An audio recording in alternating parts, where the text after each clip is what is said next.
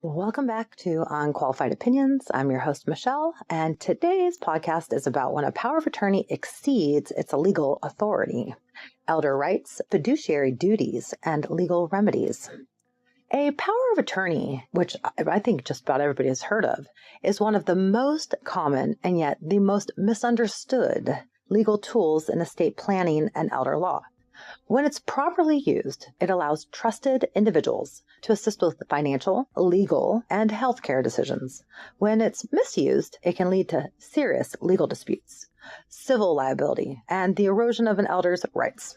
In today's episode, we're going to clarify what a power of attorney legally authorizes, where its limits are, and what remedies are available when a POA holder exceeds their authority. This discussion is informational and general in nature, but the issues it raises are central to many trust, estate, and elder law disputes. A power of attorney, often called a POA, is a legal instrument that authorizes one person, known as the agent, to act on behalf of another adult, known as the principal. Under California law, a POA is a delegation of authority, not a transfer of rights. That distinction matters. A valid power of attorney grants only the authority expressly stated in the document, imposes fiduciary duties of loyalty, good faith, care, and full disclosure. It does not, by itself, establish incapacity, does not permit the agent to override the principal's expressed wishes when the principal remains capable. The agent's obligation is to act solely in the best interest of the principal and strictly within the scope of the authority granted. Any departure from that framework can expose the agent to legal consequences. Litigation involving powers of attorney most often arise when an agent's conduct becomes or exceeds lawful authority, or conflicts with its fiduciary obligations.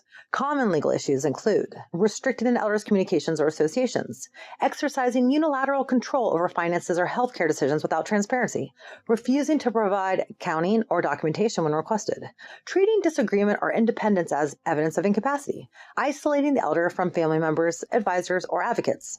Depending on the facts, this conduct may give rise to claims for breach of fiduciary duty, elder financial abuse, undue influence, and or related civil violations. Importantly, intent is not always dispositive. Even well-intentioned actions can create legal exposure when authority is exceeded. One of the most critical points to understand is this. Executing a power of attorney does not extinguish an elder's constitutional rights or statutory rights. Absent a court order of conservatorship, elders generally retain the right to communicate and associate freely, the right to make personal and financial decisions. The right due process before liberty or decision-making authority is restricted. A power of attorney does not authorize confinement, isolation, or suspension of these rights. Any attempt to impose such restrictions without judicial oversight may be subject to legal challenge. Now, confusion between a power of attorney and a conservatorship is a frequent source of conflict. The distinction is legally significant. A power of attorney is a private legal instrument, typically revocable, governed by fiduciary and contract principles.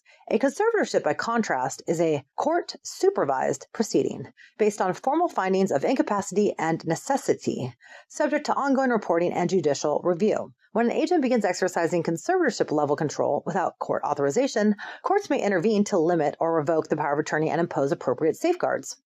When concerns arise regarding misuse or abuse of power of attorney, several legal remedies may be available, including demands for formal accounting, petitions to suspend, revoke, or limit power of attorney authority, claims for breach or fiduciary duty of elder abuse, initiation of conservatorship proceedings when appropriate, referral to adult protective services in cases involving neglect or exploitation. Now, early legal intervention can be critical. Prompt action may help preserve evidence, prevent escalation, and restore lawful decision-making structure. Capacity is a legal determination, not a subjective conclusion. Courts and practitioners assess capacity based on functional ability and contemporaneous evidence, not merely disagreement with an agent's decisions. An elder may lack capacity in one area, such as complex financial transactions, while retaining capacity in others, including expressing preferences or maintaining personal relationships. Where an elder can express intent, those expressions carry significant legal weight. Independence and dissent do not equate to incapacity. A power of attorney is an essential planning tool, but its authority is neither absolute nor unreviewable.